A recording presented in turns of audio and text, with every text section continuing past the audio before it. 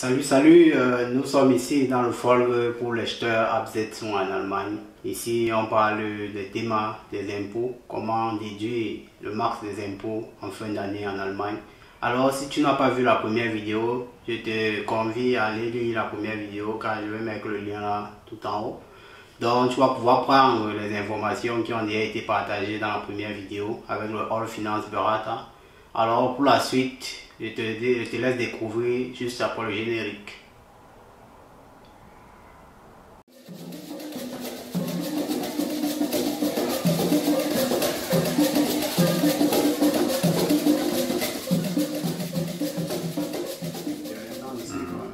Cela, ça permet à quelqu'un d'avoir aussi une somme qu'il épargne et hormis de ça, il y a aussi un agent qui récupère sur ça pour la protection.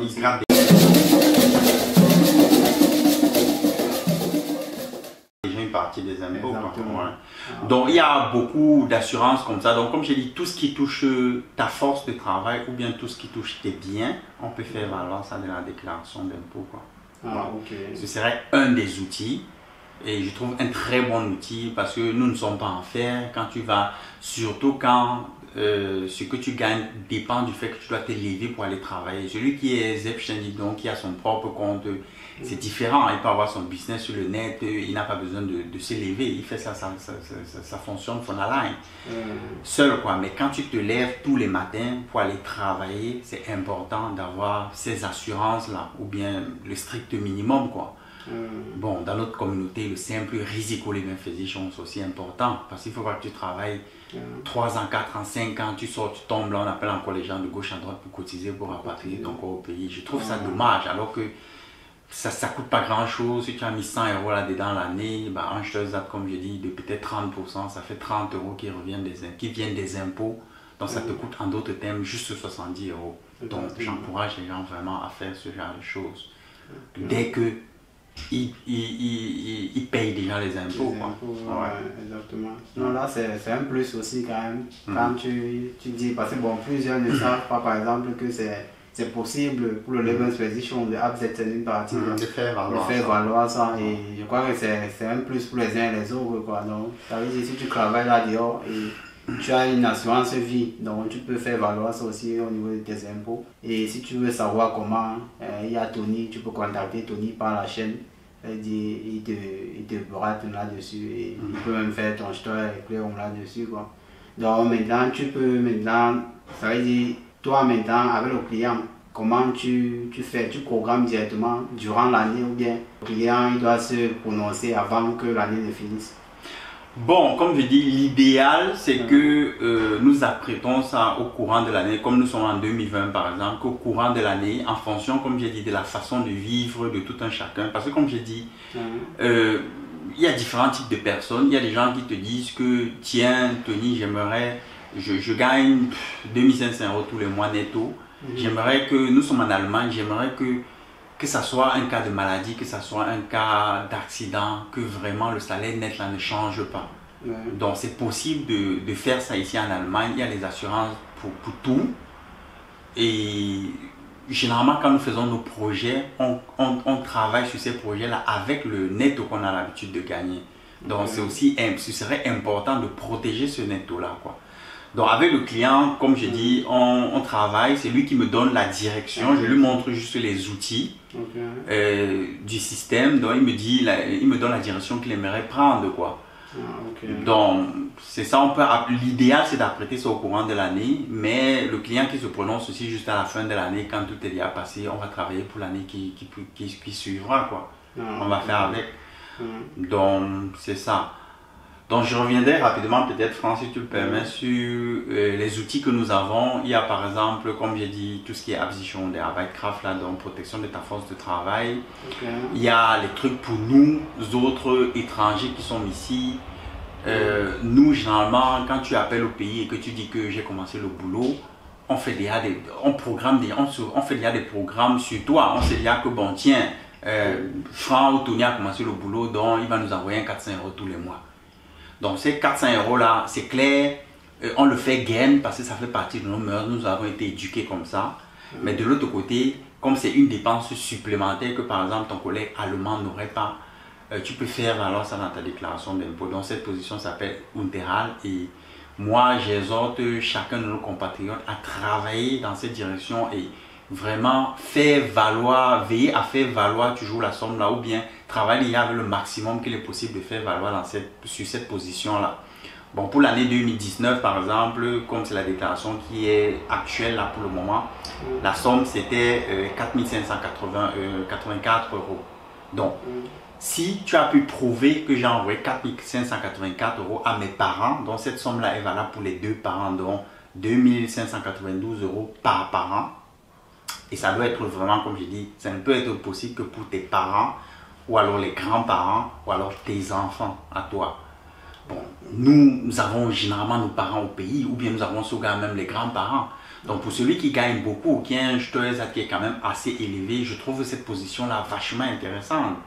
Parce que celui qui a un Steuersatz par exemple de 30%, si tu fais valoir les 4 584 euros, 30% de cette somme-là, ça fait 1000 quelque chose d'euros. Je veux dire, c'est assez intéressant. C'est un bon outil pour récupérer 1000. Tu peux nous calculer ça rapidement en francs, je ne sais pas. Donc, 4 584 euros, bah, 10%, ce serait 458 euros fois 3. Je trouve que c'est intéressant. Et laissons celui qui gagne vraiment beaucoup, peut-être ajouter encore ses grands-parents là-dessus. On casse la baraque, quoi. Donc c'est une position que vraiment j'exhorte chacun de nos frères à utiliser au mieux. Pour ça, c'est clair, il y a ce qu'on appelle le bewijsplicht, donc il faut les preuves. Exactement. C'est soit montrer que j'envoie régulièrement l'argent aux parents, ça doit passer par les parents directement, ou alors montrer que j'ai voyagé, j'étais au pays, mais en voyageant, tu as retiré l'argent ici, donc il y a le compte hors souk et bon, avec le billet d'avion, on pourra faire valoir. Donc moi je dirais travailler, mettez vraiment, gardez ces preuves-là parce que je fais malheureusement l'expérience que beaucoup de gens envoient l'argent par Western Union, Ria, tout ça, et souvent ils jettent les reçus et tout quoi. Or, c'est vraiment gold vert, l'argent que tu jettes par la fenêtre quoi. Exactement. Ouais. Good, donc ce serait par exemple une position comme le unterhalt là qui est vachement intéressant pour nos frères et sœurs qui sont déjà propriétaires. Il y a beaucoup d'autres outils. On peut faire, tu peux avoir peut-être une femme qui vient à la maison pour putzen, waschen, kochen et tout le reste qu'on peut faire. Tu peux anbinden ça dans tes impôts quoi. Exactement. Pour ceux qui ont des, comme je dis, qui sont aussi propriétaires, qui comptent faire peut-être les rénovations dans la maison ou bien certains travaux comme on dit, on peut apprêter tout ça. Donc ce serait parler avec le client, voir ce qu'il a comme projet l'année là ou bien les années qui vont suivre et apprêter toutes ces choses là. Donc je reviens sur la position par exemple des réparations dans la maison. J'aurais tendance, ou bien du unterhalt là dont j'ai parlé, j'aurais tendance, si vous avez par exemple les parents aussi qui sont souffrants, qui sont malades, tu sais que cette année si je ferais venir les parents ici là pour se faire soigner, que tu puisses, tu comprends, tu accumules ça sur une année quoi, pour que ça dépasse toujours, parce que là ce serait ce qu'on appelle außergewöhnliche Belastung, donc que ça dépasse le zumutbare Belastung, parce que si tu travailles ici et tu gagnes par exemple 40 000 euros l'année, l'État estime que pour tout ce qui est soins de santé, que ce soit pour toi ou bien alors tes parents ou bien la famille, qu'il y a une certaine somme que toi-même tu devrais pouvoir payer. Donc cette somme-là est fonction de ton brutto naturellement et de ton statut. Donc celui qui n'est pas marié par exemple, il n'a pas d'enfant, cette somme-là représenterait un 6% de son brutto. Donc c'est quand même consistant. Donc si cette année-là, tu as fait venir les parents aussi ici peut-être pour se soigner aussi longtemps que les dépenses ne vont pas dépasser les 6% de ton brutto là, on ne va rien pouvoir faire valoir quoi. Donc d'où la nécessité d'accumuler toutes ces dépenses là pour traverser le zumutbare Belastung là. Bon bref, j'entre peut-être dans les détails mais c'est quelque chose qu'on peut discuter encore avec le client en fonction comme je dis de sa façon de vivre et de ce qu'il a fort au courant de l'année. On retire vraiment, qu'on puisse retirer le maximum possible de sa déclaration d'impôt. Donc, comme je disais, Franck, c'était vraiment juste pour vous donner un impulse, pour vous dire les possibilités que nous avons et qu'on puisse les utiliser à bon escient, quoi. Ah, ok, je crois que tu as donné assez d'impulses parce que bon, il y a des informations qui ont été, je vais dire, qui ont flotté de partout, quoi. Donc ça veut dire les uns et les autres qui ont été informés. Donc je suppose que vous avez eu assez d'informations parce que Tony nous a rempli, comme on dit souvent, il nous a rempli d'informations assez intéressantes et surtout pertinentes, quoi. Donc les uns et les autres ont eu ce fil ou bien ce flot d'informations. Alors si tu es intéressé et si tu veux plus sur ce thème-là ou bien sur cette thématique-là, donc tu peux contacter par la chaîne et on va causer avec toi à travers Tony. Vous pourrez maintenant voir de manière spécifique, parce qu'il faut aussi le dire, c'est de manière spécifique. C'est personne par personne, quoi. L'impôt d'une personne, ça ne peut pas se reconduire sur une autre personne, donc c'est d'une manière spécifique. Alors pour ceux qui veulent, avec leur cas spécifique, connaître quel est leur stand, quelle est leur situation, je vous conseille donc d'entrer en contact avec la chaîne. Alors merci déjà à tous ceux-là qui ont suivi la vidéo jusqu'à présent, car c'est vous qui faites partie des IMO Investor en Allemagne ou même de ceux qui font grandir la chaîne IMO Investor en Allemagne. Alors ici je te donne un petit cadeau pour toi. Si tu veux déclarer tes impôts en Allemagne, tu peux nous contacter et tu as 5% de réduction à travers le nom de la chaîne, quoi. Ça veut dire on te met en contact avec Tony et là tu vas pouvoir dire que tu viens de la chaîne IMO Investor en Allemagne et avoir 5% dans la réduction. C'est-à-dire si tu devais normalement payer peut-être 100 €, tu as 5% de réduction sur tes 100 €. Alors profite-en et contacte Tony qui est aussi un étranger en Allemagne pour pouvoir déclarer tes impôts et de manière optimale, on va le dire ainsi.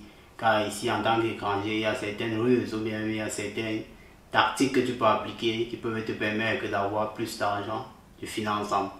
Alors profite bien et surtout si tu as d'autres préoccupations, on en parle dans les commentaires. Team commentaire, big up à vous et on se retrouve dans la prochaine vidéo.